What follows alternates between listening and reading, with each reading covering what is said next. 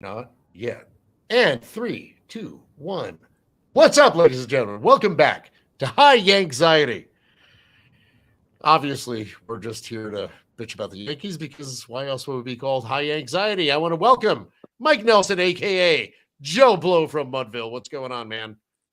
Another day in paradise. Just As I can tell. As I can tell. dissecting the. I'm trying to decipher with the old school Revolutionary War cipher mechanism that I've got what was actually said today in the press conference, and I'm coming up with nothing. Well, luckily for us, we have Julian Guilarte with us, my man. How you doing, brother? I know you watched the presser. I did not. I actually was looking at the inside of my eyelids on a rare day off today. At 9:00 this morning. I wasn't getting up and watching that shit. Julian, how you doing, brother? Chris, thanks for having me. I appreciate it. I did watch it actually right here in this spot. So it's like bringing back memories that weren't too thrilling, obviously, because me and Mike actually had a Twitter exchange of like he was like the process and all that, and like we would understand it better, but they might just view that as money being made because like it's not what we used to view it as with a championship because like it's just not working and it's just getting frustrating. It's like they're talking circles basically is what took place today. Yeah. Well, did you? Let's start out with this press conference. Do you really expect anything different, Julian? I mean, did you expect anything? Because if you expected fireworks, you're out of your freaking mind. I'm sorry, but it's just not happening. I didn't expect fireworks. We don't roll that way. No, anymore. I know you didn't. I know Mike didn't. But I mean, so many fans were like, "Oh, did they really think Cashman was going to step down or something?" No, come on, man. Yeah. He's a Supreme Court judge. Put a job for life. Dude, Cashman doesn't even remember how long he was there. One of the clips I saw today is like, what have I been here? 20-ish years? 20-ish years. Let me tell you something. 24 years is the answer to that. I'm a 48-year-old man, which means half of my life, Brian Cashman has been the general manager of the New York Yankees. Now, you take away that first 8 years where, I didn't know if I wanted to be, an astronaut or a fire truck or whatever the fuck. Most of my life, Brian Cashman's been there. You really think he's just going to go on Yes Network and say that? It's not going to happen. So I want to talk to Julian about this because you're probably the only guy here who did watch it. What's your takeaway from, is it same old? Is it business as usual? Is it, what was your takeaway overall, Julian? It was more of the same, and it's funny how you say Cashman's been half your lifetime. He's basically my whole lifetime, so that's the only guy I've known right now. And lately, it hasn't been so well. And I do think he's done a decent job in certain areas, but like the whole well-rounded process isn't good. The one thing that stuck out to me was the competition with IKF because Boo mentioned that yesterday, and then like Cash was saying that too. So I don't think he's going to be handed a job, which is probably one thing that was encouraging me from it. They tried to kind of salvage Donaldson as much as they could because like they can't really do much right now. Like, I know it's tough, and then it's just like they talk about the process, and they're like, as long as it's it doesn't matter the results as long as it was like well thought out. It's basically like something they said that kind of made my head spin. I think that's what we were talking about actually. Right. So that was like really tough to listen to. I was like, what are we doing here? That's what you and I were talking about. Is like because like in my regular life, right? Like I do a lot of process stuff, and a process has a specific attainable outcome that has a result that's positive, right? And in the Yankees case, the result that should be positive from the process is a world championship. There isn't any other outcome. Now, like what you and I were talking about, and this is where like you scratch your head, and they're never going to say this. They can't because the torches and pitchforks would be out. Is like their process might be to make Hal money, and if they're making Hal, and if that's the process, then they're phenomenal at it. But I get like you're right, like because the Boone interview with Kay yesterday was the same puff piece bull crap that we were expecting to get. Yeah, and he said the same thing. Like he's not going to drag his guys in public. That's not his style. And I'm glad he doesn't, right? I don't need to, like, we don't want a manager that's going to go to the media and call guys out. Like, we just, like, We just don't need that. That's fair. But like it's just like we're sick of hearing it. I mean, that's the problem. The problem is like we're sick and tired of, and he admitted it. Like it sucks for him to sit home and watch two other teams play while they're not. It sucks for everybody. We've been doing that for 14 years. Aaron Boone has been working for this team for what, 4 or 5 years? 5 now. Investing in this team for the majority of our lives. Who does it suck more for? Because we're not getting paid for it. Yeah, right. No, we're paying. No, it's the opposite. We're paying for it. Well, that's even fucking worse, isn't it? And isn't it even worse? No, Mike hit the nail on the head. That's exactly what he was saying in the tweet thread. I was looking at it as he was saying it because I was trying to remember exactly what we were talking about, but he explains it perfectly. That's exactly what it was. You know, I mean, you know, I'm very glad I didn't watch it today because like I said, it was 9:00 my time. No way in hell was I start my day off with agita. But yeah, and the one thing that struck me with the Boone thing, going back to yesterday, was Boone was adamant about not needing to change stuff. He was like, Michael was like, "Do you have to kind of retool things?" He's like, "No." He said no 4 times. Well, like, that was yesterday, wasn't it? Wasn't that on K Show yesterday where he emphatically said no? Now, here's another question before we get into the bullpen, which is I know that's what we're going to talk about, but since we're on this little rant here, now what actually? I mean, do you expect Boone to? What's he going to say? What's he going to say? You know, he's running a script during a game with his pitchers. You know, he's getting everything from above. So if he's sitting next to his puppet master today, what do you expect him to say? Boone's a good guy by all accounts. We all know he's beloved around baseball. The players love him. But I mean, what do you expect him to say? I mean, at what point do you think that he finally flips out and just says, you know what? Fuck you guys, I'm going home. Well, the one thing that stood out to me about that too is that Cashman brought up something that kind of made me think about Girardi, because he was like, we've had people in the past that go against what we want, and then like we'll get rid of them if that's the case. So I was like, Girardi 2017. And then he was like, as long as they trust the process, like we were saying, even if the results aren't there, it was well thought out, and that's like okay with us. And it's like they're like we're right there, like we're in it every year, like we're always in the conversation. The conversation of what? Like it losing the ALCS, like that's a continued conversation. Like it's just so corny. It's actually very interesting. You say that, Julian, and I want to ask Mike. I mean, again, from a business aspect, and from what Cashman did say, like, if the results are there, or no, what do you say? You don't fire someone based on results, right? Yeah. But if the process is correct and everything else is going well. Now, is that not a direct reflection on the fact that, you know what? I mean, he's doing what Hal wants. I mean, the money, he's generating revenue. He's filling the stadium. He's selling merchandise. He's doing everything correctly. They made the postseason, which means they make a little extra revenue. So from a business perspective, he's doing all the right things. But from a fan's perspective, like us, it's an abject fucking failure. Right. It is an abject failure. And like, you hate to always go back to this, because then it's like, this is the Kevin Kiernan point, is that like the arrogance. It's the New York Yankees. It is arrogant. It's not the Pirates. It's not the Royals. Like that fan base will suck up a rebuild. They will. They'll suck it up. A 10-year rebuild. And like I was telling you earlier, like being in Philadelphia, and like the unbridled joy of Philly fans right now, who are playing with total house money in the World Series, and how excited they are. Like we don't have we'll never experience that, because even when they win another World Series, it's like, okay, I guess we're winning next year. Like this is what it's like to be a Yankee fan. It's not As Yankee fans, we have been conditioned to learn even when you win, it's not good enough. And it's pretty crazy. I've been pretty crazy. I was a Yankee when I started becoming a Yankee fan. They were terrible. They were terrible in the early 70s. They were me bad. Too. Right?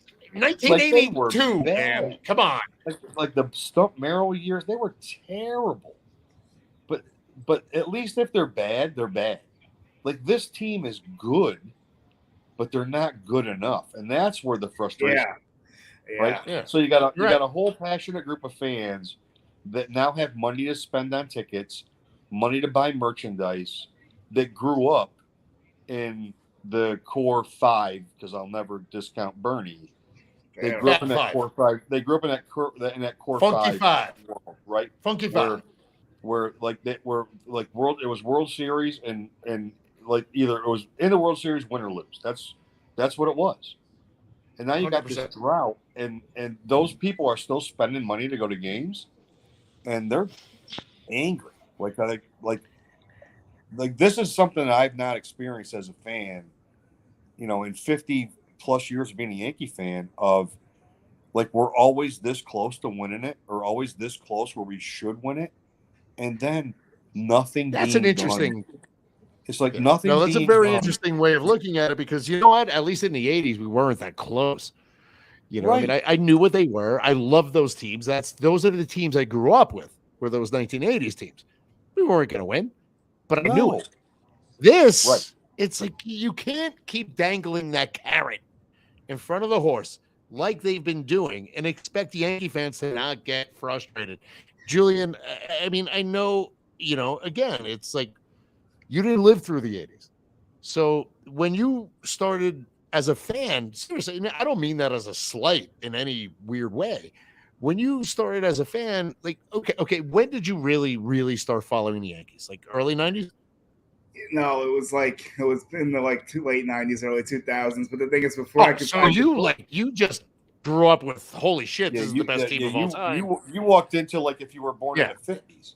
Yeah, it was cool. Exactly. It's like my Uncle Richie. It's like my Uncle Richie. It's the same thing. Yeah, I was small. The World Series was always on. I always expected the Yankees to win it all every year, basically. Yeah. Like that was my mindset every year. We're gonna win it all. That was what it was.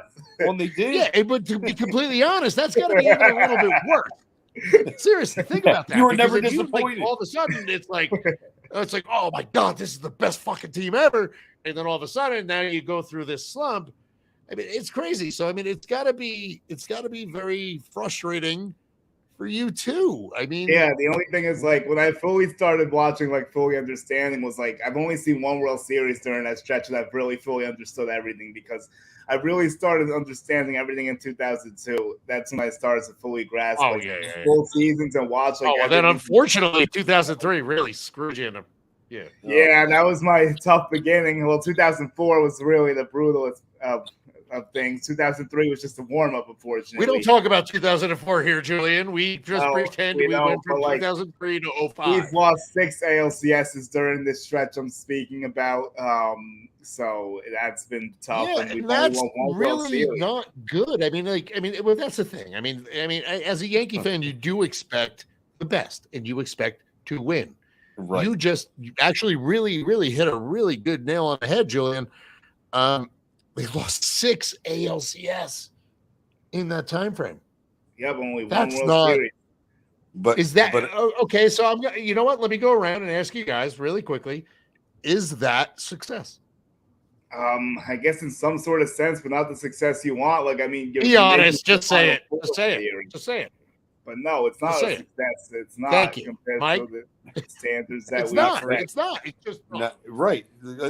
If you're if you're the Padres, one would be great, right? Like if you're the Rangers, one would be great. It's like we just come back to the same thing over and over and over again. We're not those teams, and we just want them to It's just the frustrating part is and it goes back to today and it goes back to yesterday, is it always feels like they're pissing on our head and telling us it's raining. Right?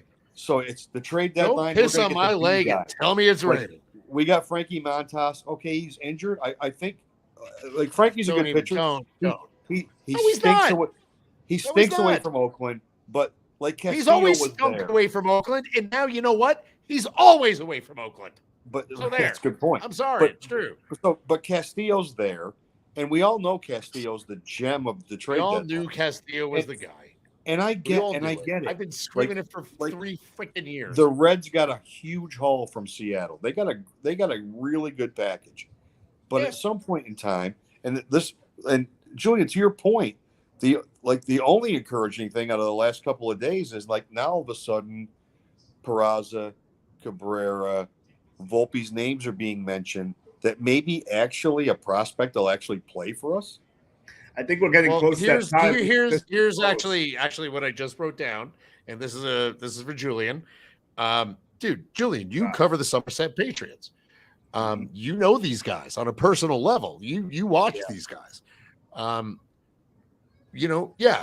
Maybe the Reds did get a haul for Castillo, but realistically, what kind of package would you have seen? What would it have taken from guys that you watch religiously in Somerset? What kind of package would it have taken to get Castillo instead of freaking Frankie Montas? And we already gave away all our fucking starting pitching. Well, they would have looked through all the Chuck Wesneski probably, who obviously went in separate trades. I think those two would have started a nice conversation from the pitching front. You would have had to part with Peraza or Volpe 100%. At least one of them. They were even talking about both, I think. So it would have really hurt us. But and I'm trying to think who else could have been throwing that. They were bringing up Dominguez too. Like they wanted a lot of good prospects. Maybe Pereira. But would it be worth it to you? Would it be worth it to you? No, because Julian? We still can't hit the ball. Castillo's not hitting the ball for us. That's my other issue. Like, even if we got him, we still would have been blank because we couldn't hit anything. Well, you know what? Volpe and Dominguez aren't hitting the ball in the majors either, so who the hell knows? I mean, do you take the gamble? Do you actually take the gamble? Do you roll the dice? I thought we were going to talk about the bullpen, and now we're just bitching like Yankee fans, and I love it. But Julian, that's a great point. Do you want to lose 3-1 or 2-1? Right, yeah, that's a good point. Right, yeah. that's a great point. Absolutely, because pitching. I mean, especially the last 2 nights, as we've seen, like pitching is the thing in the playoffs, and we got dominated pitching wise against the Astros, madly, and that was like anybody that didn't see that coming was using rose-colored glasses for sure. But holy cats, I mean. You can only pitch to a point where you still got to score some runs. Exactly, but like I'm not against getting Castillo, but I wouldn't have given up Volpe and Peraza for him. I don't know, and not to make I'm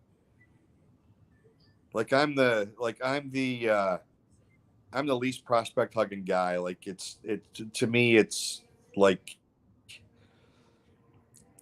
Prospects, maybe they'll be great. Like prospects are cool, parades are cooler. Like that's a Casey Stern line that I love, and it's great. Like prospects are cool, parades are cooler. It's a great line, but look, I'm of all of them. You don't give up Peraza and Volpe, but I mean, like, one of the two and Dominguez, maybe then like then maybe a couple of like Peraza, Dominguez, and like a pitcher or two. I would have been their team. To me, it's exactly. Awesome. I mean, like the guys that they moved for. You can move a JP Sears, you can move Hayden, you can move those guys. I think you move instead them all, of trading them for a guy who didn't wind up on the postseason roster and Frankie Montas. That's the thing. Montas was a disaster, and it was the worst freaking move ever. I mean, it's like. Come on. I mean, he might rebound next year, but I'm not counting on it. But I would say something.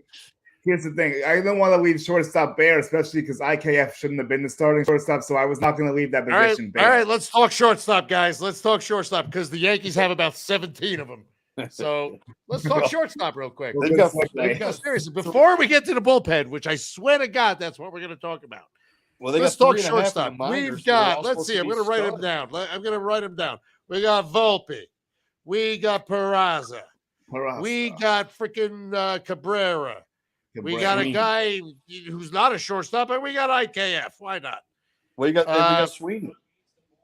And we got Trey Sweeney. What the? Just You know what, Julian? You go again. You know the minor leagues better than I do because you cover them. So you got 5 guys that can play shortstop, but you can't trade 2 of them for a fucking pitcher? Come on. Well, here I wouldn't mind. But I wouldn't. The thing is, I don't know if Sweeney's going to end up being a shortstop per se. So I wouldn't. I think he projects as a third baseman, right? He's at the lower end of that too. Oswaldo Cabrera is more of a utility guy, although he could play shortstop. So to me, you have 2 guys you're looking at. IKF shouldn't be in this picture anymore. So it's about Volpe, it's about Peraza, in my opinion. I think that Peraza needs to start opening day next year, unless he just takes a step back somehow. I would start him opening day. Volpe's going to start in AAA, right? I mean, Volpe start AAA, I would think. But Volpe should be quick to come up, hopefully. And maybe you have a combination of them at second and short up the middle. Like that would be nice. I'd like to see that. Yeah, isn't with like okay? What happens with Gleyber in that scenario? I still want to say I'm on the trade Gleyber train. I'm very much on the trade Gleyber train. I am too. He's the only guy with some value. Well, he's the only young player on that roster that has value. That has major league experience. And you could actually deal and get something decent in return for. Yeah, absolutely. Right? I mean, absolutely. He had a decent... and you saw the tale of 2 Gleybers this year. Yeah, you saw it.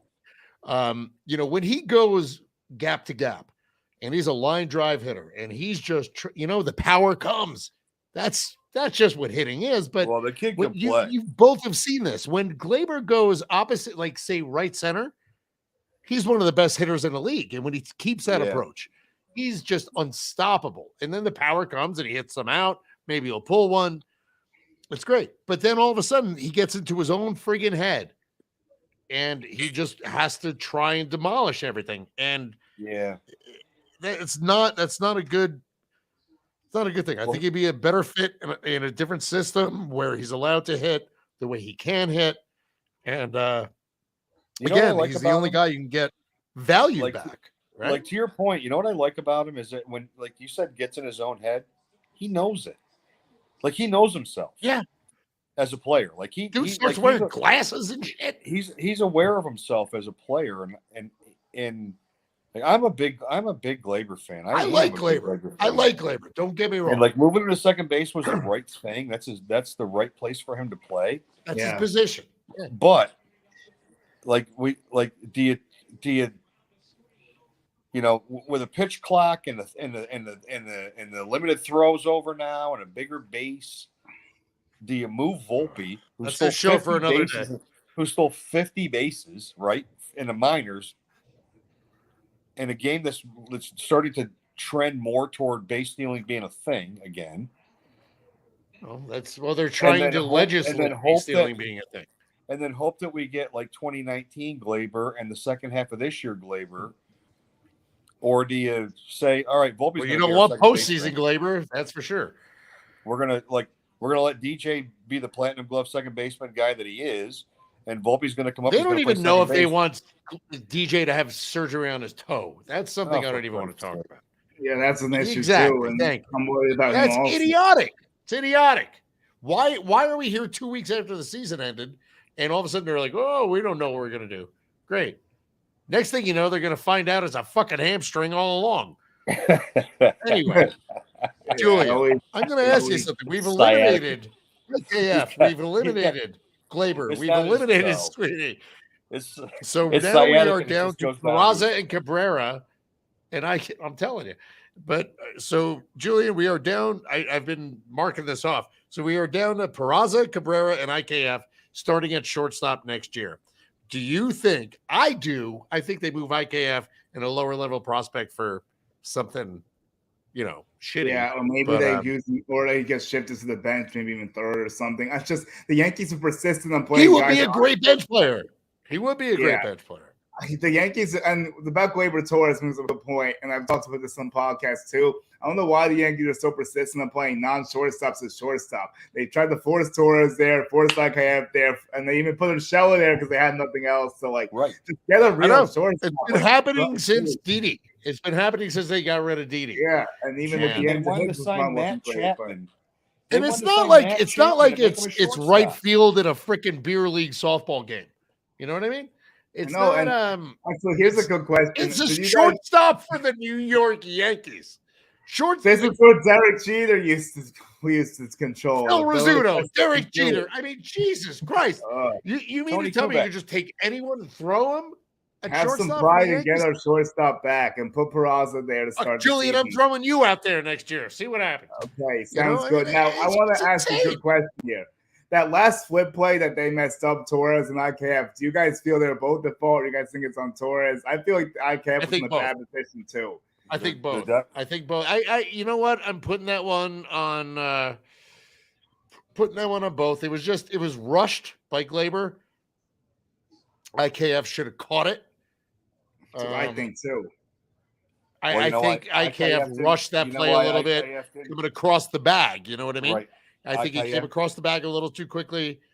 I think they both were at fault, and they can both go to fucking Minnesota. I'm not going to say hell, but Minnesota's close. His angle to the bag, IKF's angle to the bag was terrible. Mm-hmm. Yeah, no, he took a bad route. Not in a position, and Glaber had to rush because it was it had to be a rush double play. It had to be.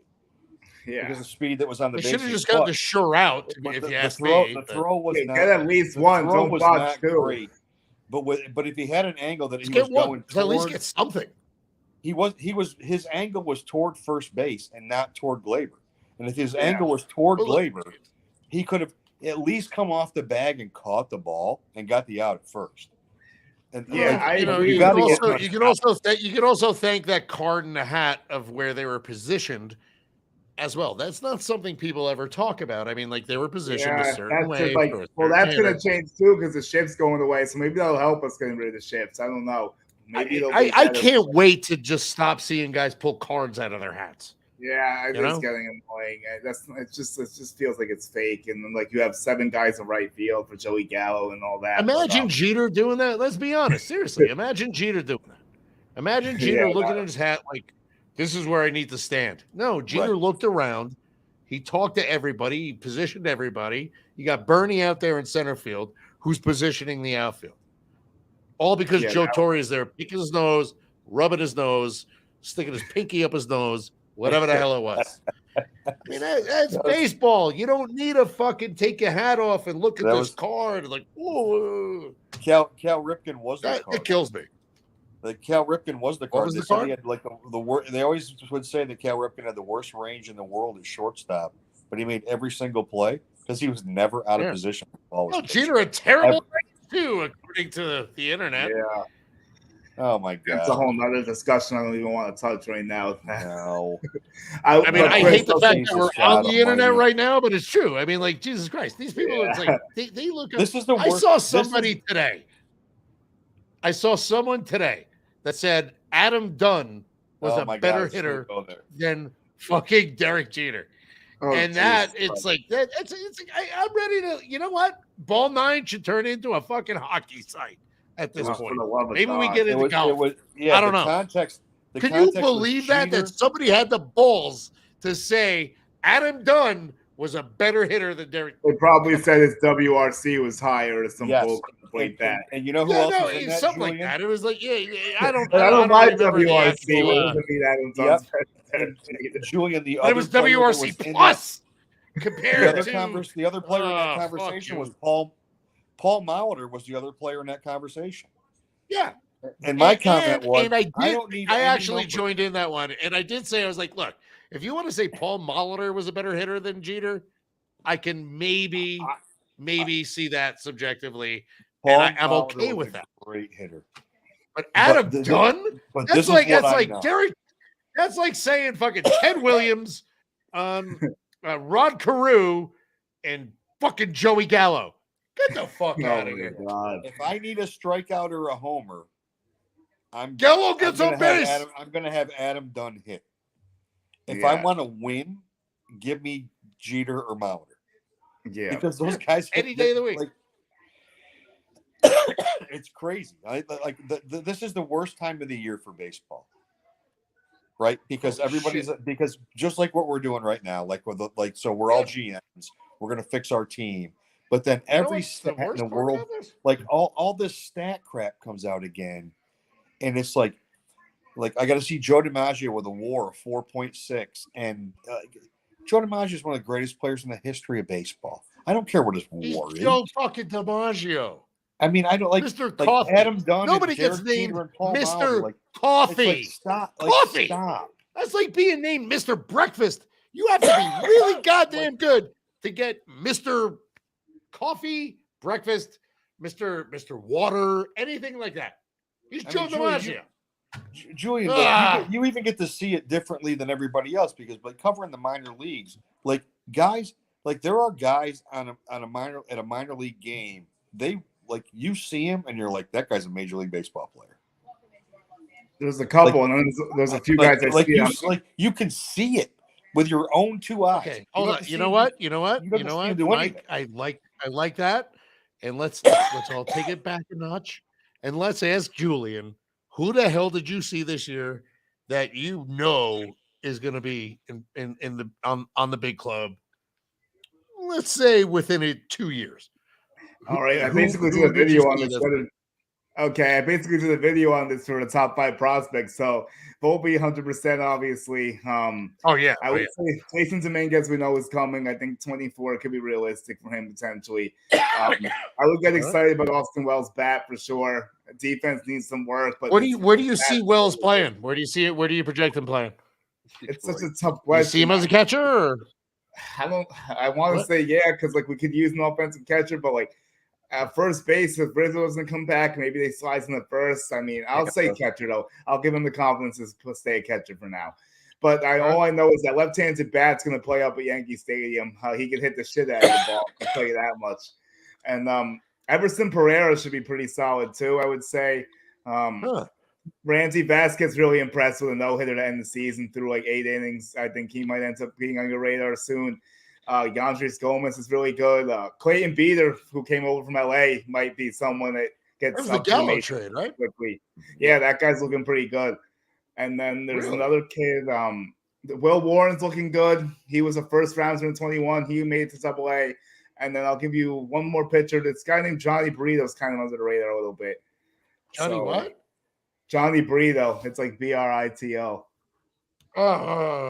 He's in AAA. And then hopefully my buddy Sean Boyle gets it.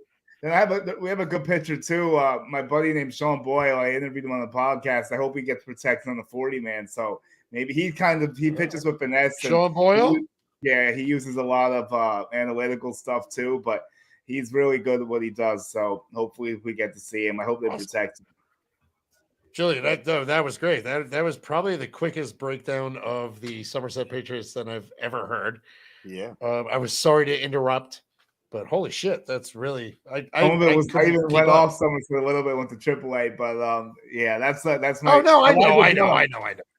Yo, Elijah Dunham too. Listen, guys, shit, we've already been doing this for a half hour, and I never got to what we were going to talk about.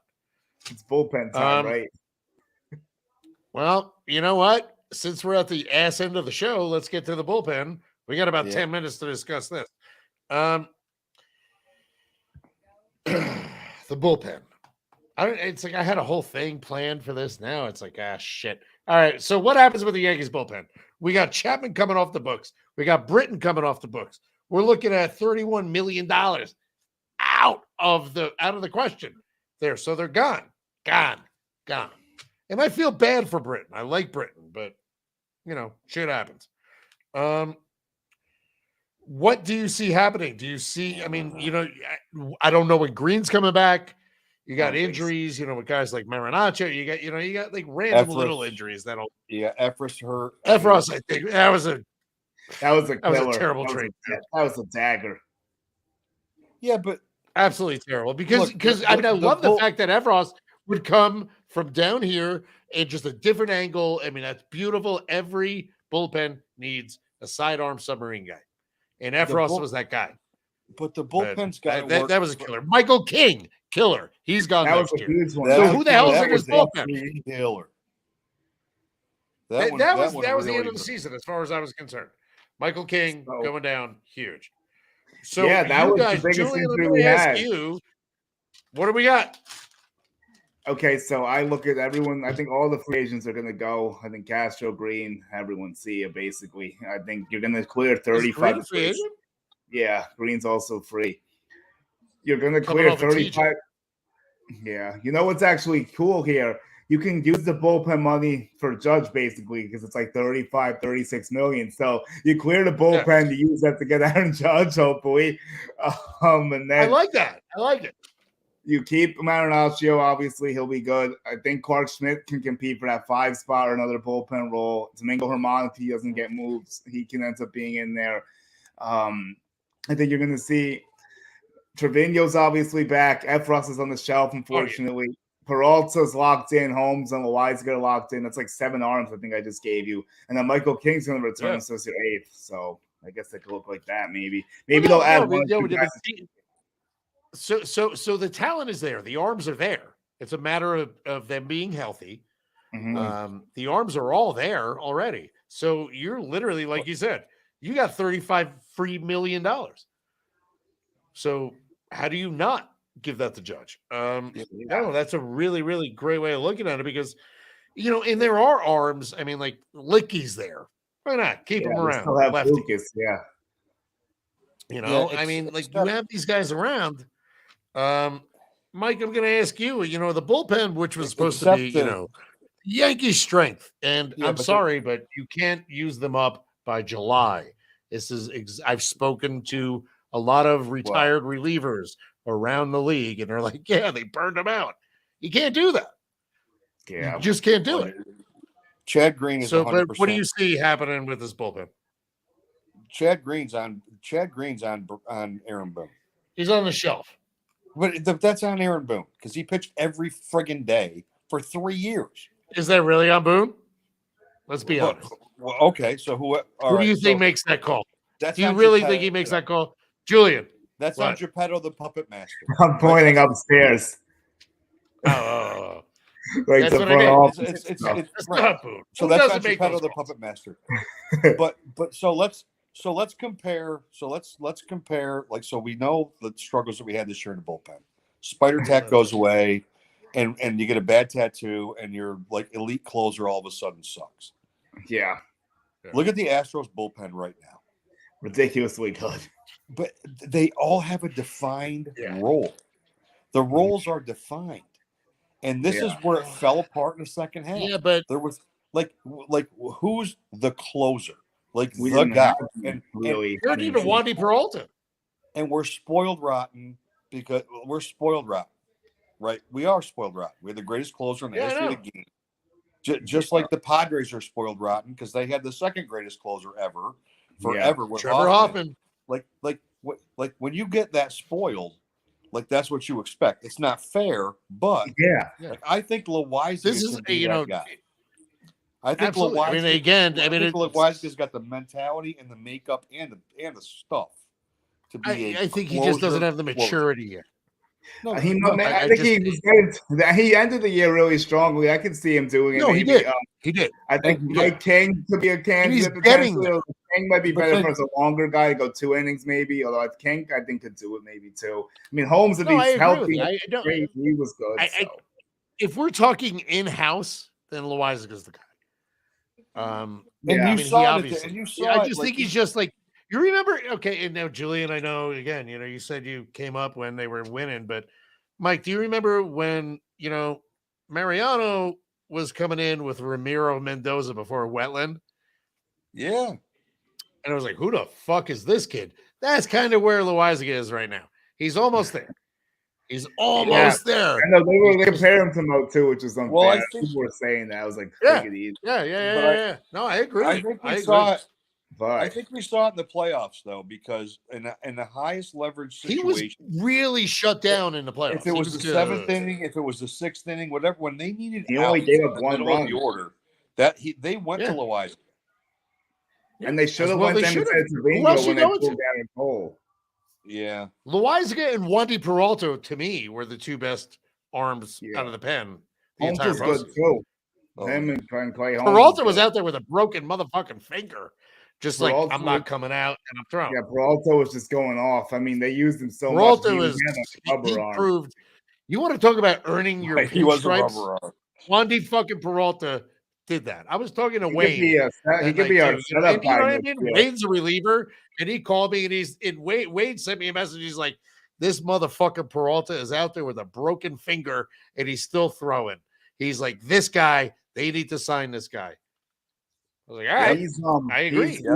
I think he should be their setup guy next year. And he's a lefty, and he's nasty. And the only thing we gave up for him was Mike Tauchman. That was the best trade Cashman's made in a while. Remember when Tauchman got traded? Rome was burning. We traded Mike Tauchman for Wandy Peralta? Like, yeah. Well, that's because you pay too much attention to what these people say on Twitter. Like, what if all it was Mike Tauchman. Clay Holmes. Let me tell you a quick Mike Tauchman story. So my wife and I, like the Yankees were coming out to Anaheim. So I got front row right field to see Judge because, my wife likes Judge, all that shit. So we're there. Judge got hurt. Dude. Judge got hurt about a week, but less than a week before. And that night, all of a sudden, this guy named Mike Tauchman is starting in right field. So we're sitting there. It's like all Yankee fans, like half of them have 99 jerseys on. We're all sitting there, like right in the right field section at Angel Stadium. And I got the bright idea that I just started screaming, Mike Tauchman! MVP Mike Tauchman! It just unfortunately went all the way around the section. So the entire night, everybody's screaming Mike Tauchman to the point where he fucking turned around. He's like, yo, hey, come on, come down.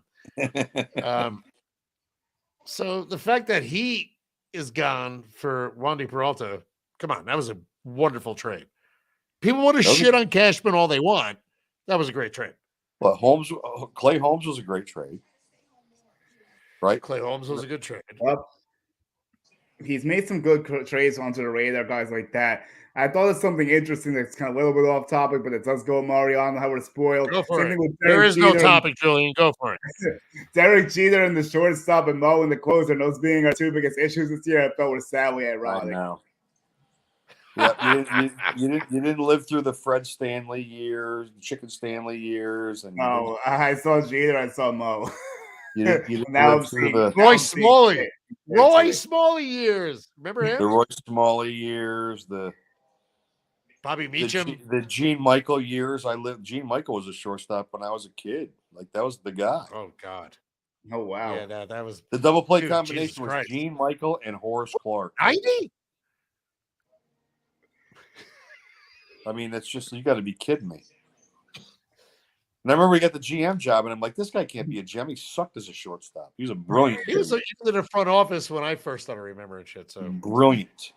Well, he helped us out a big time. Oh my God! I mean, come on, him and Bob Watson. Well, like Julian, all your guys that you grew up with were a byproduct of Gene Michael and Bob Watson. Like that it wasn't Cashman drafting those guys. So that's the other knock, is that what real success has he had as a general manager when he inherited a group of young players that were drafted and developed by people that were there before him. That's true, and I do know that much. That much I do understand, and I've understood that. At first, I used to think it was him before, like, I fully knew what happened, because, like, I know he was a GM during that stretch. He's really only got 2009 if you look at it that way. And then 2009, they took the checkbook out and actually spent on more than one big player in off season. So maybe they need to start doing that again. I don't know. How much money did they spend? How much money did they spend getting AJ Burnett, getting CC? I mean, like, they went, tax. It was wasn't it 430 million? Was there, but you know what I mean? Like, I think it was like 430 million. Yeah, they went all in. The whole contracts together. Yeah. But that's the thing. You have to go all in. If you're going to do it, you go all in. And you can't just stop at Garrett Cole. You can't just stop at Stan. Like, you gotta just keep adding to it. No, you have to go all in. And look, exactly. And you know what he's gonna. Holy shit! And you know what he's going to lean doing this on? in 45 minutes. This is 15 minutes longer than a normal show, but fuck it. Who cares? It's a money. This is what he's going to lean on. The Dodgers' payroll was $8 quadrillion, right? And they got nothing. Mm-hmm. Not that Tony Gonsolin and Walker Buehler are hurt, right? Well, that So Walker Buehler thing hurt them, but I mean, they killed him. You saw Walker throw a complete okay, game. hey, I got a question. Are we going to keep going? Because if we are, I got to pee. But if not, whatever. Fuck it. Keep talking. Here, you guys go. Fuck it. You're watching High Anxiety with Julian Guilarte and Mike Nelson. Well, I really have a lot of high anxiety thinking about how the Yankees are going to get past the Houston Astros because I can't imagine the way that gets done or how things have been recently. No. That's what makes me sick. Like I can't think of a way to get past that. Like no. I don't see it. Nope. And Yankee fans don't want to hear this. The Houston Astros are a really good baseball team. Yeah, unfortunately. I mean, they're a complete team. And they're young. I mean, besides Gurriel, who's somewhere between 38 and 75 years old, because you never know. Probably closer to 40, and I could say that. Yeah, like every other Cuban player, they're like 8 years older than their actual. Yeah, I'm Cuban myself, and I do know that this is the thing. So, like, Chapman's probably older too. That's probably part of the reason why he started his decline, unfortunately. Right. But yeah, and he also threw 1,000,000 miles an hour, and that's not sustainable. Well, that didn't help. Definitely a combination of factors there, I think. But Bregman's young, Pena's a kid, right? Yeah. Who's besides, like, take Gurriel out of it? Their oldest everyday players, Altuve. Yeah, and then you have the pitching staff too. Yeah, Javier and Vasquez are young guys. Urquidy's Urquidy and Garcia don't even make their playoff rotation. They would make every other rotation. And they're like 25 years old. Yeah, and then Verlander's the only old too, really, and McCullers isn't even that old. He got injured with Tommy John. McCullers I don't think is 30 yet. No, I don't think so either. Valdez is what, 26, 27? I mean, they're young. Yeah, no, they are, except for JV basically is the only guy that's old at this point because they got rid of all the older guys for the most part. Right. And so they got Brantley coming off their books, right? Yeah, he's gonna be gone, you would think. I mean, McCormick's looking great out there. The Yankees will sign him and replace Marwin with him. Also, Kyle Tucker and Yorvin Alvarez are ridiculously good too, and they're not going anywhere. That whole team is friggin' fantastic. They have a guy named Chaz. Who the hell is Chaz? Who calls themselves Chaz? I can't believe that play he made yesterday. He made one of the best catches that we've seen that saved the game. Come on. You know what I know about him? Chaz? He used to go to the fucking diver from Back to School. Remember? No, Chaz? You know what I know about him? Because it's been said on the World Series. He's from Philly. He's from your neck of the woods there. 15,000 times. He used to go to Citizens Bank Ballpark as a kid to watch the Phillies.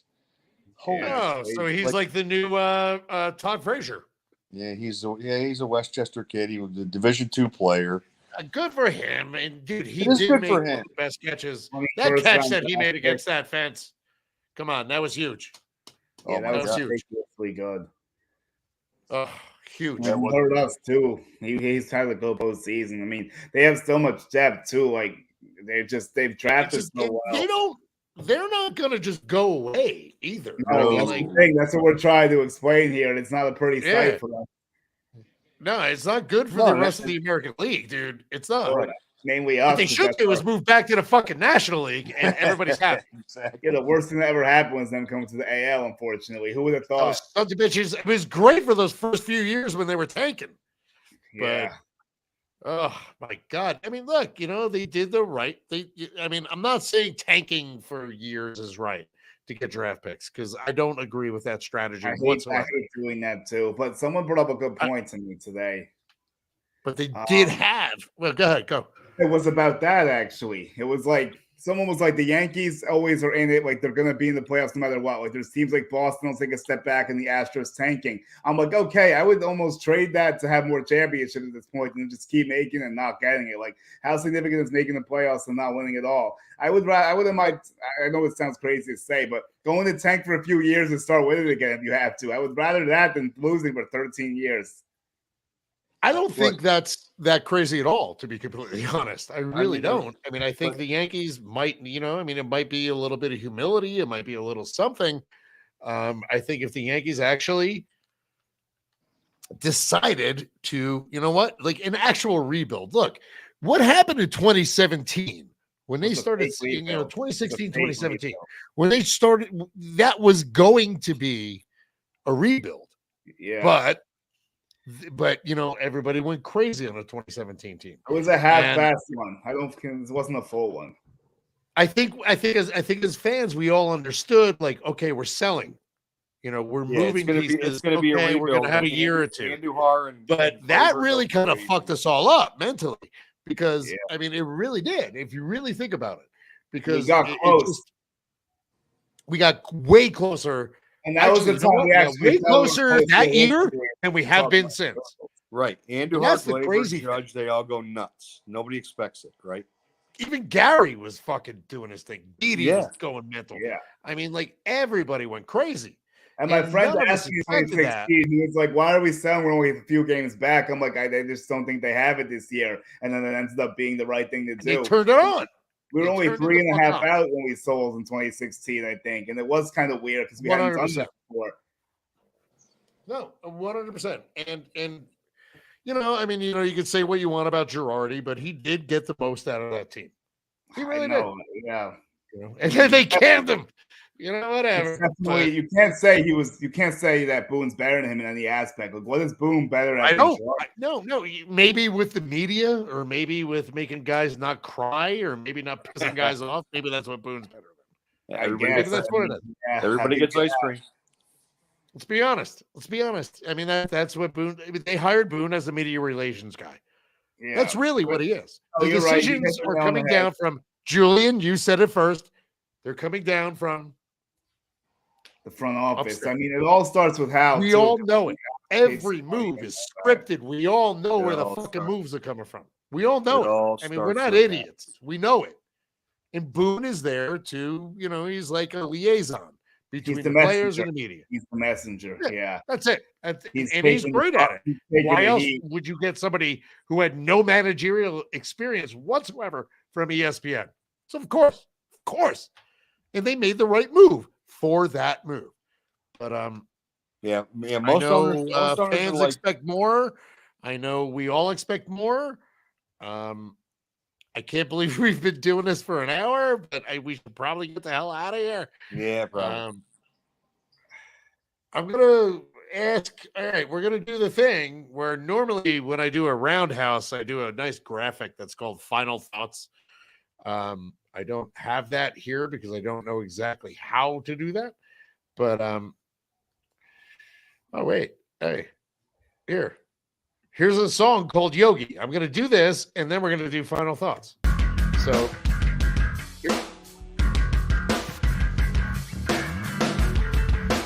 hi, Yanxiety. Final Thoughts round. Brought to you by Belco. Try the cream, try the clear. Oh my God. Mike, we're going to start with you. What's your final thought, brother? My final thought is that if I had a board with a nail in it after listening to today's same dribble, I would jam it right in my forehead because it would be less painful than what I'm feeling right now. And I'm not feeling, and I got to tell you guys, I'm not feeling any better after this vent session. Not at all. Because the simple reality is that, like, there's a team in our league that's clearly the best team, and they're in the World Series right now. By a wide margin. By a wide margin. And they're a complete team. And they're not getting any worse. And there's no confidence that they're only going to get better. That's the most fucked up thing. There's no confidence that there's a plan to beat them. Yeah. And I feel like we have an owner that, like most owners would say, all right, we won tonight. Where are we in the standings? Like, what do we got going on? And Hal's like, what was the gate? Yeah. Like, what was the gate? Yeah. 42-6. All right. All right. Hey, we made $1.3 million tonight. Cool. Like, I think that's the sense that everybody gets. So he's not a baseball guy. I'm rooting for the Phillies tomorrow night. Like, see a second game. It'd be nice to go to a parade in Philadelphia, bring my kids. It'd be kind of cool. I'll climb a grease pole and eat my 740,000th cheesesteak. I actually now want the Phillies to win just to watch, and I need video of you trying to climb a grease pole because all of a sudden Ball 9 will be the best fucking baseball thing in the world. I'll grease one up in Troy next week, and I'll climb it for you. I want grease this. Okay, Julian Guilarte. I want the Phillies to win now. Right? Ladies and gentlemen, brought to you by Julian Guilarte. What's your final thought?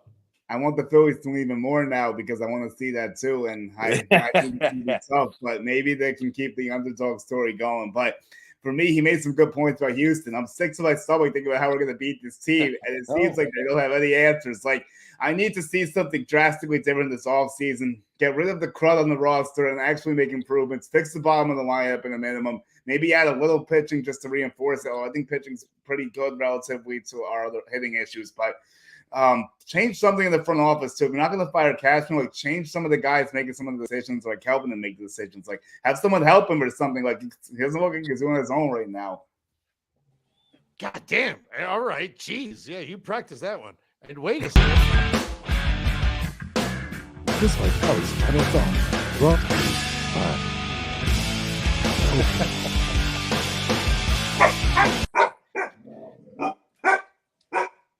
There you go. Even better. You can't make that shit up. All right. So listen, here's my thing. You know what? I love, dude. Both of you guys' points were fantastic. Julian, I really, really like what you just said. You know what? I think by the time the Yankees chase down the Astros, I'm going to be about a 74-year-old man. My testicles will be hanging down around my knees, and I won't even remember the fact that I saw the dynasty. I just want to say one thing. Play good baseball, play winning baseball. Stop treating the fans like idiots. Please. That's it. Stop treating us like idiots. We know better. You know, when people say that the Yankees have like one of the, smartest fan bases in the world? Yeah, it's because we fucking know better. And they keep trying to get shit over on us. So stop doing that. Just win. Just win before my balls are under my heels. Please. Please. On that note, I want to say thank you to Mike Nelson. I want to say thank you to Julian Guilarte. And I'm going to play this song again. It's brought to you by... Thank you, guys. See you next week.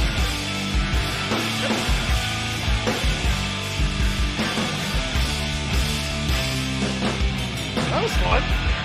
Yeah, that was pretty cool, bro. That was fun. I mean, it was absolutely not what I expected. I thought we were going to do about 20 minutes. Well, you added me to the fray. You got a third person in. Oh, yeah. Well, there's an extra 20 fucking minutes right there. Yeah, yeah, for sure, bro. I gave you an extra 20. Now, are you going to the IBM dinner? No, that was fun, man. Thanks for coming on. That was good. I mean, this is like some new thing that we started doing, and it's actually doing really well, which is odd. I don't know what the fuck we're doing. I just sit here. It's just me sitting in my fucking office bitching. Who knows? But no, it's great, dude. We've had like really good people coming on. So like I got Alana Rizzo coming on. I got like everybody's coming on. So you know what? When Alana comes on, I should bring you on. Oh, that'd be great. I'd love to do that. Thank you. Yeah, we gotta it's after the series. I'm not gonna bother her until. Yeah, I know. I'm waiting for after the series to try to get the ball rolling on some things, give people some time, and then. Dude, I need this fucking season to end, dude. Yeah, I'm ready for it to be over too. Although I want Philly to force the Game 7. At least we're talking about. I do too, just for baseball sense. But I gotta fucking drive to Vegas on Sunday, so it's like I'm gonna listen to it on the radio, but. Yeah, I'm mentally ready to move on from like games being played at this point ever since the Yankees lost. Like, because I went to game. Exactly, bro. Exactly. I went to game 3. I'm already like in off-season mode kind of anyway. Like, once we lost game 3, I was already like done. I'm like, all right, yeah, we're cooked. I'll see everyone. Fucking with the Yankees, dude. I mean, I went to game 3 and Christian Javier shoved. Yeah. Oh, dude, after game 3, you're right. No, after game 3, I did the same thing, and I was like. I'm like, all right, it's over. Season's over, but it's not over. I got to sit here and still do shit until the World Series ends. And then we get, and then it's like, all right, then we got winter meetings. Well, that's good. I'm really looking forward to that. That'll be cool, especially since we haven't had them in 3 years. Are you gonna come out for that? Yeah, I'm coming. You already know. I'll be out there. I just want to make sure. Yeah, I will. It'll be a blast. It'll be an absolute blast. We'll do some fun shit. Yeah, no, I'm gonna do it for sure. Have some fun stuff planned for that. I'm going in full bore. I'm gonna try and get some fucking funding from these people. Fuck it. Yeah, I know what you mean, bro. I feel you on that. I actually do want to speak to you about something that when we're not live, though. Yeah. Hey, hold on. You know what? Here, let's get over here. You want to call me? Call me. Yeah, I can call you. Sounds good stuff, right, bro. What is that lovely music? All right, just go. Let me take. Listen, wow. Give me 5 minutes to pee. What is that music?